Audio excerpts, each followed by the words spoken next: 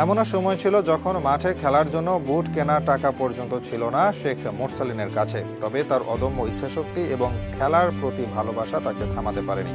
কখনো খালি পায়ে মাঠে ছুটেছেন, আবার কখনো বন্ধুদের কাছে ধার করা বুটে দাপিয়ে বেরিয়েছেন। কঠোর সংগ্রাম আর অটুট মনোবল তাকে আজকের এই উচ্চতায় পৌঁছতে সাহায্য করেছে।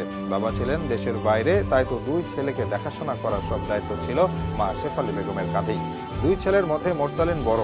মায়ের আশা ছিল মোরসালিন ভালোভাবে লেখাপড়া করবে, কিন্তু ফরিদপুরে জন্মানো ছোট্ট ছেলেটি খেলাধুলায় মগ্ন থাকতো বেশি। তাই তো মাকে অনুরোধ করতো খেলতে দিতে, কিন্তু মায়ের সম্মতি ছিল না এতে। এমনকি ছেলের একজোড়া বুট দরকার ছিল, সেটিও দেননি মা। এলাকায় বুট ছাড়াই সে খেলতো। ফরিদপুরে গিয়ে খেলেছে মামার বুট নিয়ে, তারপরও ছেলেকে বুট কিনে দেননি তিনি। শেষ পর্যন্ত নিজের বৃত্তির টাকা দিয়ে বুট কিনেন মোরসালিন। বুট কিনে বাসায় আনেননি, মা যদি রাগ করে। ভীষণ ভয় পেত মাকে। পরে যদিও বিষয়টা জানতে পারেন তিনি।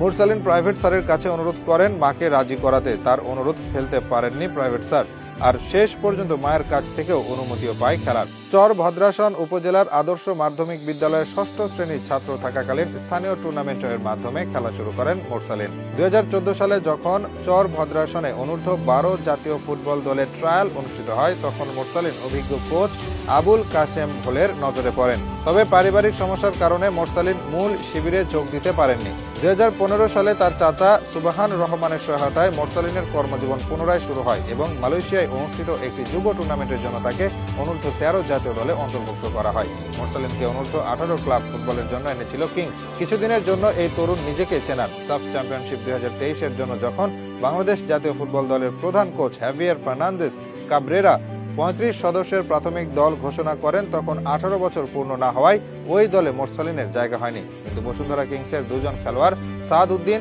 ও মতিন মিয়া চোটের কারণে ইনজুরি হয়ে ৩৫ সদস্যের স্কোয়াড থেকে ছিটকে যায়। তাই পরবর্তী ৩০ সদস্যের স্কোয়াডে মোরসালিনকে রাখা হয়।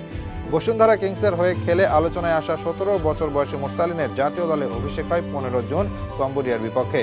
আর এরপর থেকে যতবার তিনি মাঠে নেমেছেন ততবারই তার সরব উপস্থিতি নজর কেড়েছে সবার। জাতীয় দলের হয়ে সর্বোচ্চ গোলদাতা হতে চান তিনি।